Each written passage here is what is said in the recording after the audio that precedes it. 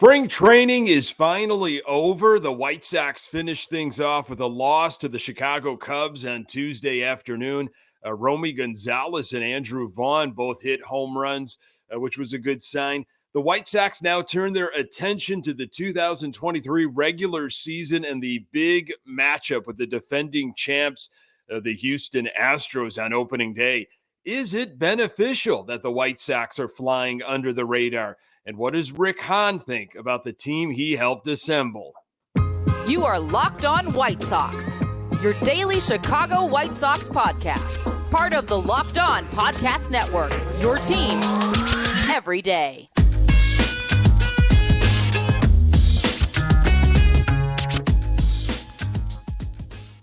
Hey, Sox fans, welcome to Locked On White Sox. Thank you for making Locked On White Sox your first listen each and every day. We're free and available on all platforms. Follow us on Twitter at Locked On Sox. Also, subscribe to the YouTube channel. Just search Locked On White Sox. This episode is brought to you by FanDuel Sportsbook, official sportsbook of Locked On. Make every moment more. Visit FanDuel.com/lockedon today to get started. Hey, I'm your host, Nick Morawski, a lifelong diehard Chicago White Sox fan, recording this podcast just blocks from the ballpark in beautiful Bridgeport. You can find me on Twitter at Nick_GGTB. Locked On White Sox is part of the Locked On Podcast Network, your team every day. Hey, welcome back to Locked On White Sox. We finally made it. We got through spring training, got an off day on Wednesday, and then things get going on Thursday in Houston. Really appreciate you continuing to pass this podcast along to other White Sox fans in your life. Typically on Wednesdays, we've done Mailbag Wednesdays. We've been doing that really since the beginning of 2023, all throughout January, February, and of course through spring training. I'm going to put a pause on the mailbag episodes, and those will still happen, but probably surround them by off days or rainouts. You can continue to get your questions, comments in to lockedonsox@gmail.com. Trying my best to get back to everybody, but I do appreciate you checking in there. White Sox finished spring training with a 12-14 record and a few ties. It's finally over. Sox lost to the Cubs Tuesday afternoon in that spring training finale. Michael Kopech getting his last tune-up before the regular season. He has that home opener on Monday against the Giants. Excited for that.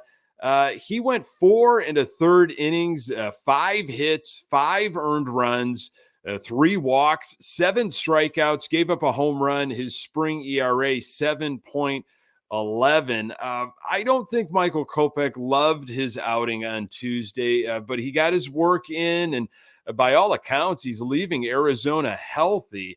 I think, if Kopech can go over 160 or even 170 innings this season and make 30 to 32 starts, great things will happen for the Chicago White Sox. I've got him kind of as an X factor in the starting rotation.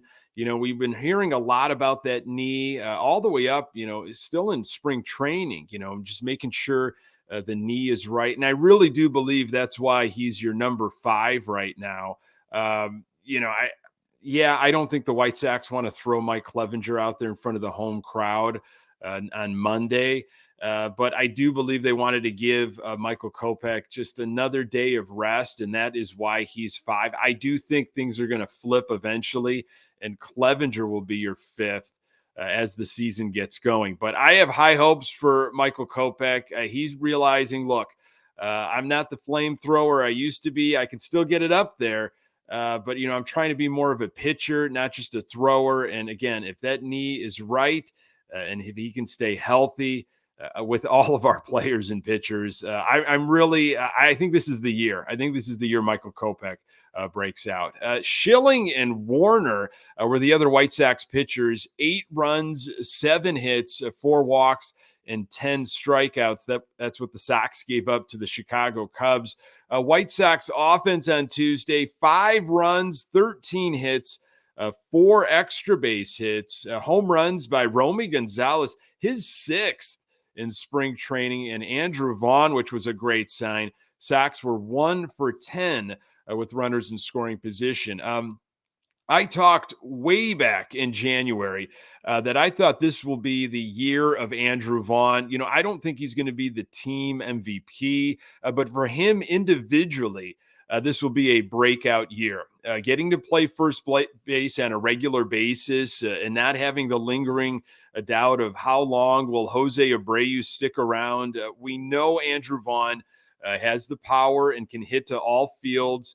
A natural first baseman. I expect Andrew Vaughn, he's going to hide maybe in the bottom part of the lineup for a while and feast while the opposition perhaps worries about, Robert Jimenez, Tim Anderson, maybe even Mancada, maybe even Grandal, who seems to be healthy. So I'm expecting big things from Andrew Vaughn. Good to see him kind of finish up spring training on a high note after some of those back issues. White Sox finished spring training in 17th place in terms of team hitting, according to MLB.com. Sox pitching came in 10th place in all of baseball during the spring with a 12-14 record. The Sox were 5th from the bottom in Cactus League play. The Angels and Royals finished at the top. Cleveland finished 2 spots beneath the Sox. For what it's worth, maybe absolutely nothing. Some takeaways from camp. As Pedro Grifol liked to say, a season can't be won in spring training, but it can be lost. Attention to detail, emphasis on communication, getting drills right, and accountability were the focus points for a team that played 500 ball the year before, with Grifol emphasizing work segments of 5 to 7 days. The objective in camp was concentrated focus on immediate tasks. I've loved Pedro's approach, Lucas Giolito said after his final spring training tune-up against the Rockies on Sunday. First and foremost, having open communication with every player and putting us in a group, starting pitchers, relief pitchers, position players, having different types of goals and expectations for each group. I feel like we've met all those for spring, and now we get to move forward into the season. All in all, I think the intensity level was good. The work was good, Grifol said Tuesday before the final Cactus League game against the Cubs. We're still working on things. Maybe that's just me and my mindset. We've always got to find a better way. I don't think we've ever seen me or hear me say, yeah, we're there, because there's still mental mistakes being made. We've got to continue to tighten things up and get better as we go. He's got the right mindset, first baseman Andrew Vaughn said. He's got us all pulling together. That's the biggest thing. We're all pulling from the same rope. We're all ready to go. Just watch us play, Grifol said. Give us a chance, watch us play, and develop your opinions on this year. Nothing in the past. So my impressions, they got better. I felt better about this team as spring training went on. The Sox, I do believe, will be better prepared this year. That's what I've been telling everybody. When people ask me whether I'm just walking around Bridgeport with my Sox gear on, or I'm at the grocery store or wherever, and someone wants to talk about the White Sox and what do I think about 2023, listen, I think they're going to be a better prepared team. I do think they will play with more urgency. I do believe that after what happened last year, especially. I've enjoyed the player-directed, manager-facilitated style of Pedro Grifol's starting in the offseason. You heard the quotes from Lucas Giolito about communication. I mean, a lot of this stuff that happened in November, December, January. This was all getting in order before Glendale, Arizona. If the Sox only managed to win 83 or 84 games, as a lot of national outlets are projecting, then it's because there were significant injuries once again. If this team stays relatively healthy and their core guys play in the Lions' share of the games, the White Sox win the AL Central. Simple as that. 90, 91 games. But if we're sitting, at 82 to 85 wins or something like that, it's because there's been some major injuries, unfortunately. Not a lot of respect for the White Sox on a national level. And one baseball writer even thinks the White Sox will trade one of their starting pitchers mid-season. More on that in a moment. Today's episode is brought to you by FanDuel. The tournament is heating up, and there's no better place to get in on the action than FanDuel, America's #1 sportsbook. That's because right now FanDuel is giving new customers a no-sweat first bet up to $1,000. That's $1,000 back in bonus bets if your first bet doesn't win. Just go to FanDuel.com/lockedon and sign up today to claim your no-sweat first bet. Then you can wager on everything from the money line to point spreads to which team will be cutting down the net, all on the app that's safe, secure, and super easy to use. So don't miss your shot at a no-sweat first bet up to $1,000 when you join FanDuel today. Just go to FanDuel.com/lockedon to sign up. Make every moment more with FanDuel. So a little bit about what others are saying. I'm sure you've read it.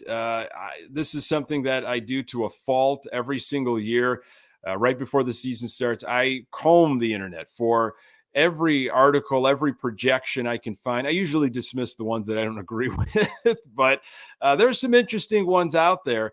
Again, not a lot of respect for the Chicago White Sox, but one interesting one in particular came from CBS Sports, Mike Axus.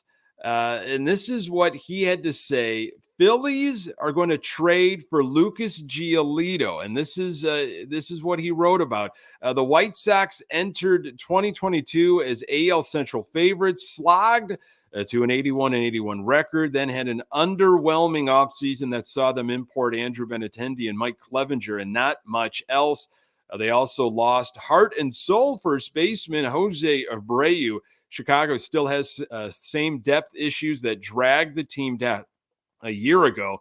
As for the Phillies, they added Trey Turner to a team that went to the World Series last fall, though top pitching prospect Andrew Painter suffered an elbow injury this spring, and stalwart Ranger Suarez has a forearm issue. There are suddenly rotation concerns in Philadelphia. Giolito will be a free agent after the season. It's not hard to connect the dots here. So come July, I boldly predict the Phillies will be in the market for a starter and swing a trade with the White Sox for Giolito. The Phillies are in it to win it, and the White Sox are far from a lock to be in the postseason race. Rather than lose Giolito for nothing, they'll put him on the market. A trade sending Giolito back to the NL East is in the cards this summer.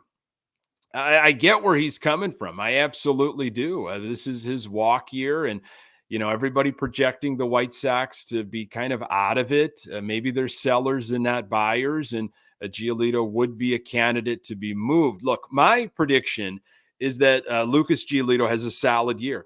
Gives us 165, 170 innings, makes 27 to 30 starts, and keeps his ERA around 4. Nothing too flashy. I think he stays healthy. He's made some amazing improvements physically, and I think he's gotten back to where he was a couple of years ago in terms of physicality. And I think he stays with the Sox through this season, because I do think the Sox will be in contention throughout the year. I think he does walk after this season, though. I don't believe the White Sox pay for his services. I'm sure we'll be talking about that more throughout the season for sure. Now, let's turn the attention to The Athletic. They had a power ranking article that just came out and focused their power ranking narratives on the opening day starter. So heading into the season, The Athletic ranked the Chicago White Sox in 18th place in all of baseball. And of course, Dylan Cease is your opening day starter. And this is what they had to say. Let's name some aces. Cease is among them, but to echo one executive's comments to The Athletic, he has the stuff of a Cy Young winner and the command of somebody who is not. His eye-popping park-adjusted 180 ERA plus, according to Baseball Reference, stemmed from a 11.10 strikeouts per 9-inning rate last season and ranked fourth best in the game. And he threw more innings, 184, than two pitchers in front of him, Rodon and Ohtani. His 3.82 walks per 9 inning, though, ranked 45th among qualified starters. Some of this is splitting hairs. Cease, though, finished second in Cy Young voting. To win one, it's clear what Cease needs to improve. That has been a bugaboo for Dylan Cease. A lot of pitches thrown and a lot of walks. Absolutely needs to cut down on that this year. Speaking of The Athletic, a really interesting article by John Greenberg just came out talking about how the White Sox flying under the radar this coming year and how that might be for the best. This is what Greenberg had to say. Can the White Sox recapture the organization momentum they've frittered away? They didn't change the game, but maybe they could change the narrative that they're more pretender than contender. Though the White Sox still have a star-studded roster, and they did add Andrew Benintendi in the offseason, they aren't projected to be much of anything this season. Pacoda has them at 79 wins, good enough for third place in the AL Central. The short-lived era of the White Sox breaking camp with World Series hype has ended. Then again, how often has hype worked out for the White Sox? So maybe it's a good thing to be under the radar. The White Sox have the talent to win, but talent on paper hasn't been enough. All they have to show for this rebuild is 2 quick playoff exits and a lot of hurt feelings. The Sox will start over in Houston, where they will reconnect with Abreu and watch the Astros get their World Series rings. It's going to be some time until we know what kind of team the 2023 White Sox will be. But if history is a judge, we know the journey probably won't end in a dog pile on the field. But we also know it isn't going to be boring. So personally, look, I want to see Luis Robert and Eloy Jimenez each play in 140 to 150 games. I think everybody wants that. Locally, baseball fans nationally, let's see what these guys, what their ceilings can be. Robert, could be the AL MVP. That's what we were being told a couple of years ago. This guy is going to be a monster. Same thing with Eloy Jimenez when he first came over from the Cubs. Haven't seen them been able to stay on the field. So I want to see that. I want to see Robert and Jimenez play in 150 games. I want to see, 2019 Moncada. I want to see Tim Anderson stay on the field and actually have some fun, clean up the defense a little bit. I look forward to not having guys play out of position this season. And I think that for the most part, the Sox are leaving Arizona healthy. Rick Hahn said recently, overall, I like this group that believes what we are capable of accomplishing and wants to prove to the rest of the baseball world that we're capable of being the team we should be. This year seems different to me, he said. This year seems different from just the level of energy, the level of focus, and the commitment, just eager to get going to show that last year was an aberration. That wasn't who we are, and we're going to be back on track to the team we saw in 2020, 2021, and regain our place among the teams that are contending for championships. We know we have something to prove, that we belong there, and look forward to get going on that. That was from Lamond Pope in the Chicago Tribune. So look, it's been refreshing, I would say, in a lot of ways, with Pedro Grifol and how he's explained his process since coming on board and throughout spring training, talking about the preparation, the focus on fundamentals, stressing that really, and I love that 5 to 7 kind of game increments. And, it's a long season, but there are games within the game that are happening all of the time, sometimes within an at-bat, within an inning. I think Pedro Grifol will keep the team focused and present in the moment. I think that's important, but will also set them up for success for the long haul. I really do. I think he is a difference maker. I'm buying into everything that he has been selling. Now, hopefully the team, the Chicago White Sox, will absolutely buy in throughout the entirety of the season. The Houston Astros are widely predicted to head right back to the World Series. The White Sox have an extremely difficult obstacle to kick off the season. More on that in a moment.